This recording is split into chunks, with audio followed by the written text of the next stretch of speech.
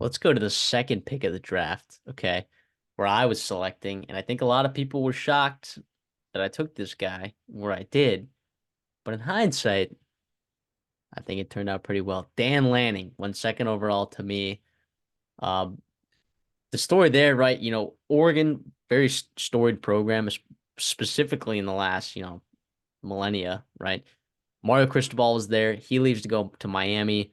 And while Mario Cristobal was there, the previous 3 years before Dan Lanning got there, they were 9-4, 12-2, 4-3 in that COVID year.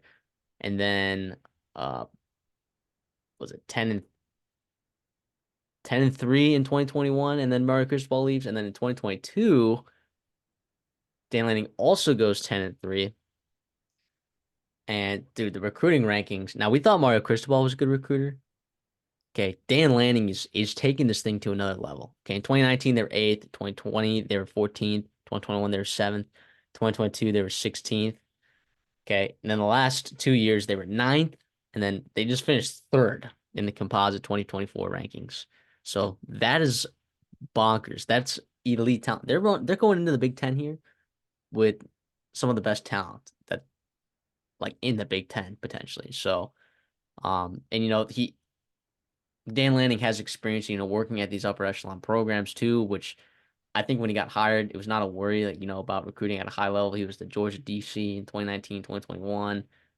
He worked at Alabama as a grad assistant in 2015. I mean, this guy's been there, done that, and he's hired a good staff, put some good guys around him. Even though Kenny Dillingham left in 2022, this past year looked like Will Stein, the hire from UTSA.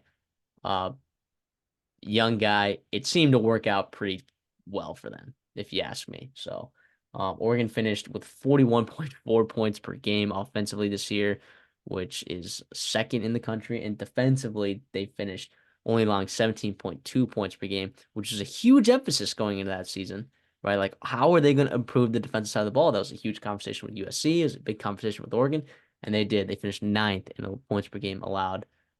Yeah, after a 12-2 season, sure, your only two losses of the year were to the runner-up national champion in Washington in that conference championship game early in the season.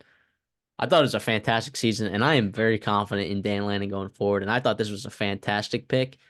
And I would argue that Dan Lanning could go 1-1 if we were to do this again.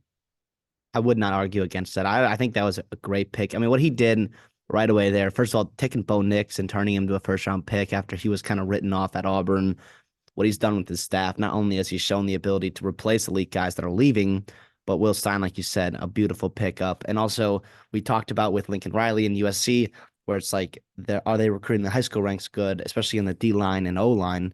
No problem, no questions there for Oregon. What they did in this draft class, which we've highlighted before on this channel, especially during National Signing Day, on what they did on the D line was is the best D line class in the country, which you do not say often on that West Coast, where it's harder to find those big boys.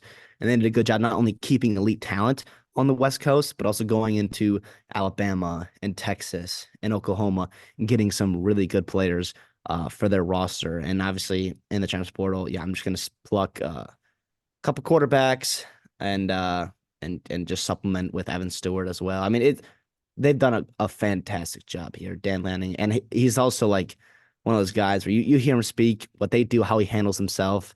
I mean, no questions about what he can do long term and sustainability for that program. And if you ask me, like top programs going into the Big Ten and next year and the years to follow, I mean, it's right there with Ohio State. I mean, Michigan a little bit worried because new coaching staff, all the transfers, or more so the NFL draft picks, all the change that's happening there. A little bit more question marks. There are zero question marks about what Oregon has done with Dan Lanning and what they can do in the future.